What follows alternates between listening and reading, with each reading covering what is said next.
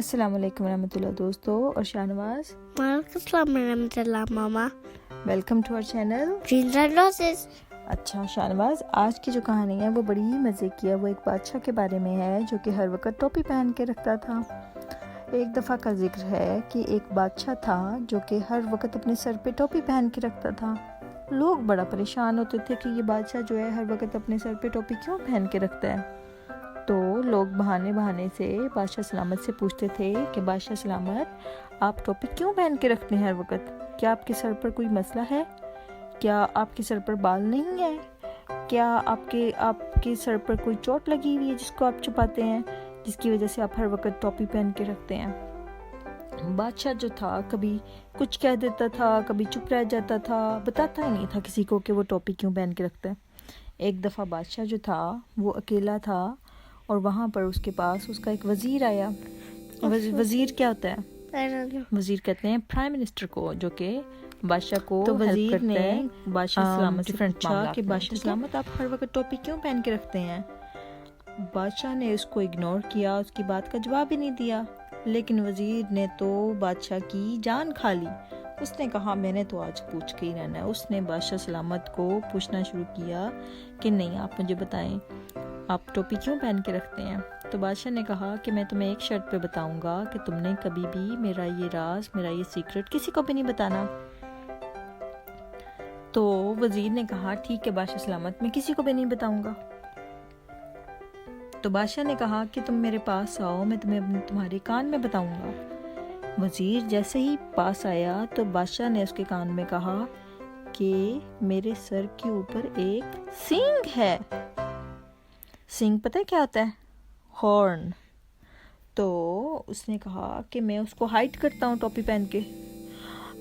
اور وزیر ایک دم پہلے تو شاکڈ ہو گیا, حیران رہ گیا کہ ایک انسان کے سر کے اوپر سینگ کیسے اگ سکتا ہے نا. That's crazy. لیکن وہ بادشاہ اسپیشل تھا, اس لیے اللہ میاں نے اس کے سر پہ سینگ اگا دیا تھا.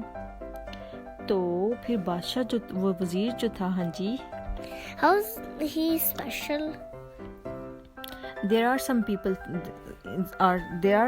who are special. کچھ لوگ اللہ تعالیٰ دنیا میں ایسے بناتا ہے جو اسپیشل ہوتے ہیں, جن کی باڈی میں کچھ نہ کچھ چینج ہوتا ہے, ٹھیک ہے, جیسے نارمل باڈیز نہیں ہوتی ہیں, تو وہ اللہ تعالیٰ کے اسپیشل لوگ ہوتے ہیں. اچھا خیر, تو اس کے بعد پھر وزیر نے کہا میں کسی کو بھی یہ بات نہیں بتاؤں گا. وزیر باہر چلا گیا اور اس سے رہا نہیں گیا اور اس نے جا کر سب کو بتا دیا. اب بادشاہ جیسے ہی باہر نکلا, سب لوگوں نے بادشاہ کا مذاق اڑانا شروع کر دیا کہ بادشاہ کے تو سر کے اوپر سینگ ہے. تو اس کے بعد بادشاہ بہت زیادہ ہرٹ ہوا اور اس کو غصہ بھی بہت زیادہ آیا. اس نے کہا وزیر کو تو سزا ملے گی بہت زیادہ. اس نے اتنی بدتمیزی کی کہ جا کے میرا سیکرٹ, میرا راز سب کو بتا دیا.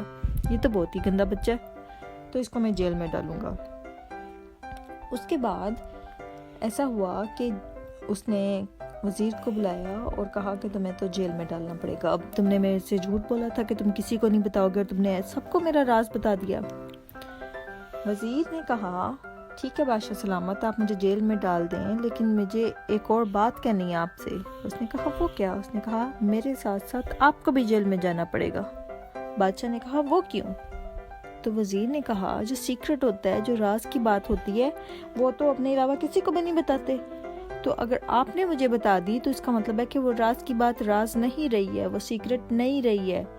تو اگر میں نے کسی کو بتا دی تو سیم پنشمنٹ آپ کو بھی ملے گی پھر.